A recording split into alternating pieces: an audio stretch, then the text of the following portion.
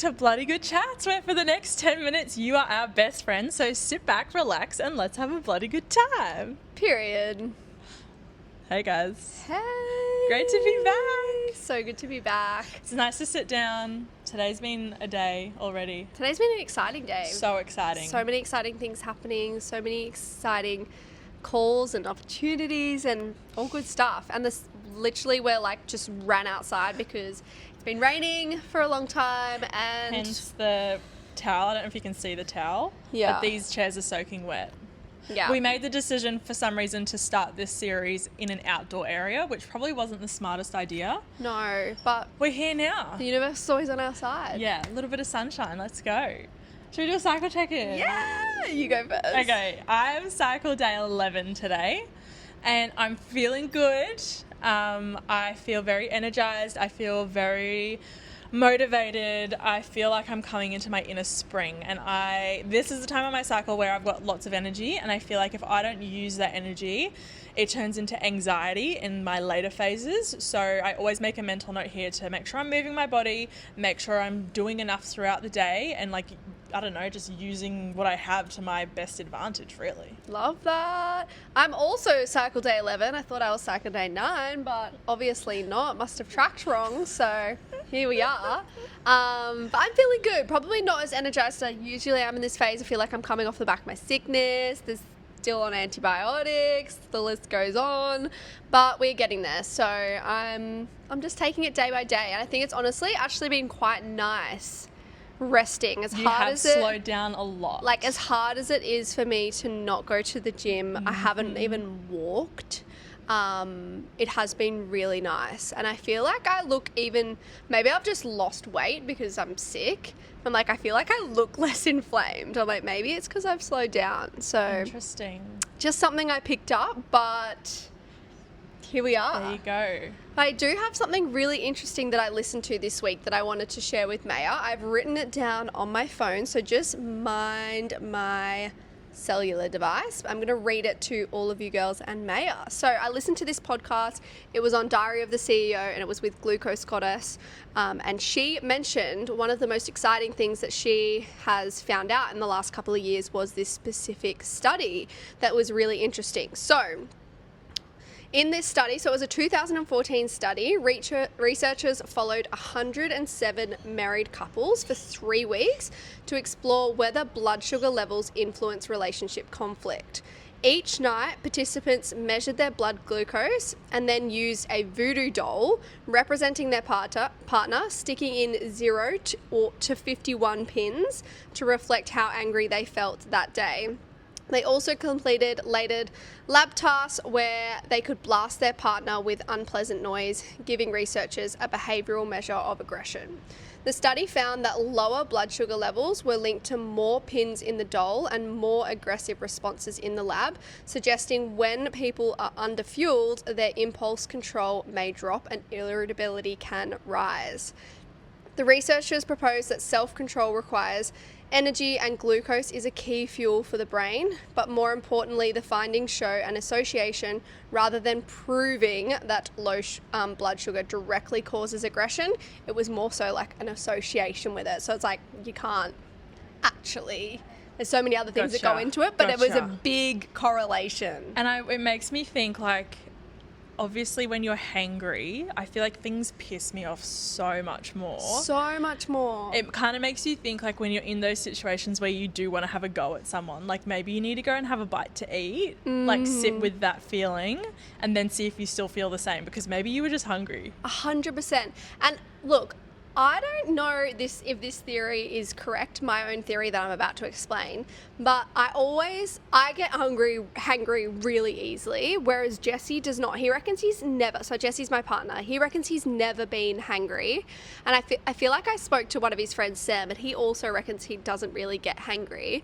And I wonder but I wonder if that's like back in ancestral days, because the boys were like hunter-gatherer. They're out on long stints without food until they find food, whereas we were like, we were at home with the food that they'd brought back. Yeah. That's just a random theory that I have, but it could be completely wrong. But I just thought that was so interesting and just such a good reminder, guys. like we need fuel and we Yeah. need 3 meals a day.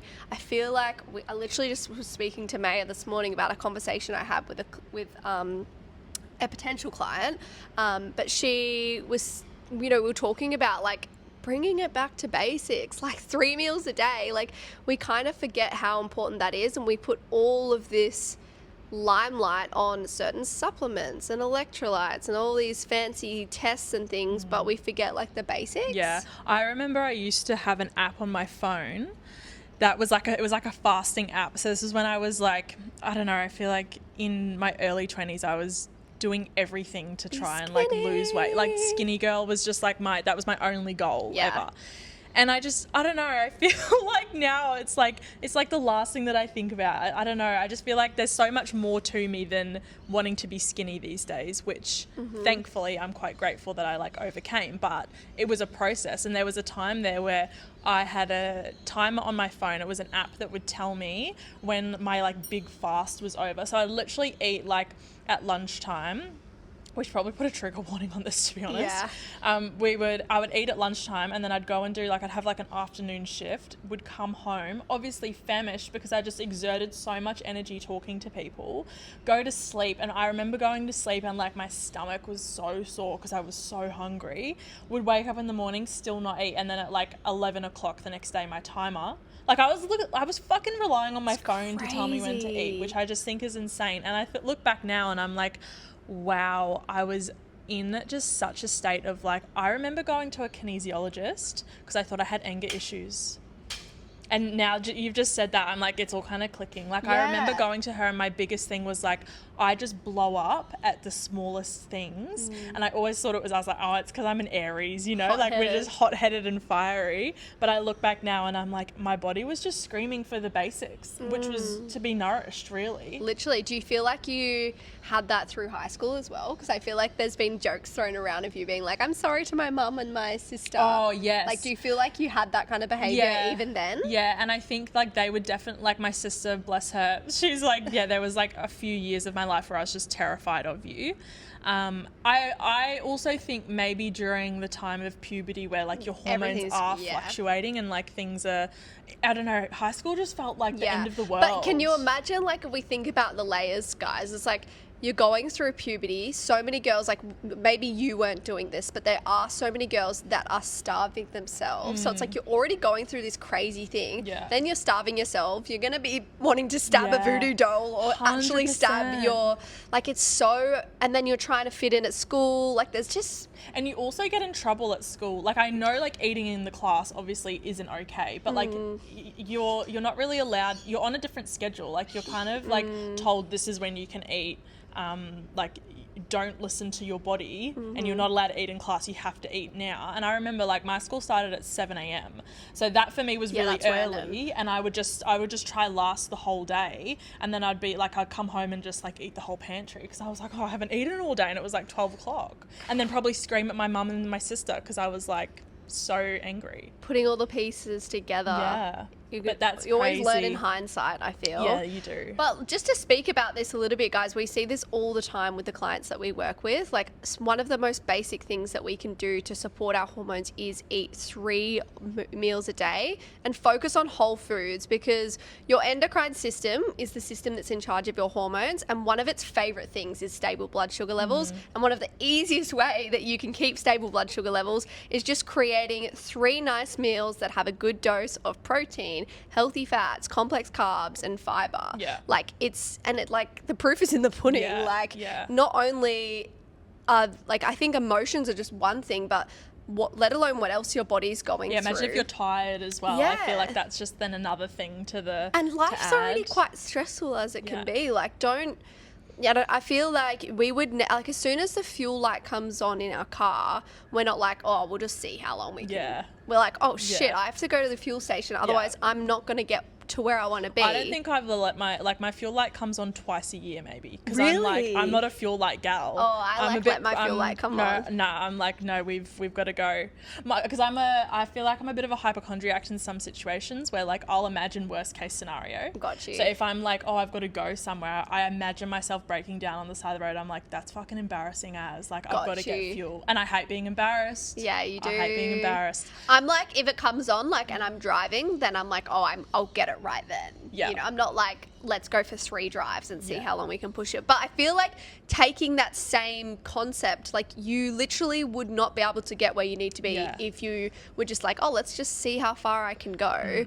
And also like control, like in situations, as Eliza was saying, life is stressful. Sometimes you can't control that stress. Yeah. But what you can control is maybe you need a meal prep and be a little bit more prepared. But I feel like making sure that those solid foundational elements are like always stable for you. So then when life hits you with like shit, you're like capable and you're more equipped to deal with that stress than you would be if you were below your blood sugar levels. Literally. And hungry and hangry. Yeah. To wrap this up, I do have one thing to say, and I haven't actually put this by Eliza yet. She doesn't know that I'm going to say this, but I wanted to ask. So we post these videos on Spotify and YouTube as well, and this has been 10 minutes and we could talk forever.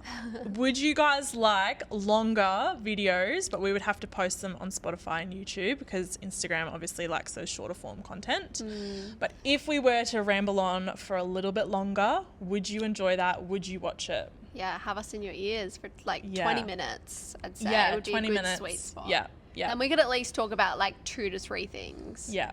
Well, I mean, I feel like today was still valuable. It's a So good valuable, reminder yeah. as well. Go have Such some an lunch. interesting study. We'll pop the we can pop the podcast that I heard that on in the show notes of our Spotify and YouTube. Yeah. But I do just want to preface, there are some things that maybe I don't fully agree with on this. One of them being that orange juice is the same sugar as Coca-Cola. And I just don't know if I agree with like, I mean, she said that oranges are genetically modified and blah, blah, blah. I haven't actually researched into that, but yeah, just takes things that feel aligned and leave things that don't feel aligned. And that's a lesson for life as well. Yes. You don't have to listen to everything that people say. Even including us. Challenge what we say. Go figure it out for yourself. Yeah. See what feels good in your body. Test it in your Have body. an orange juice. Have a Coke. Have a Kit Kat. Take a break. We'll see you next time. Ciao. Bye.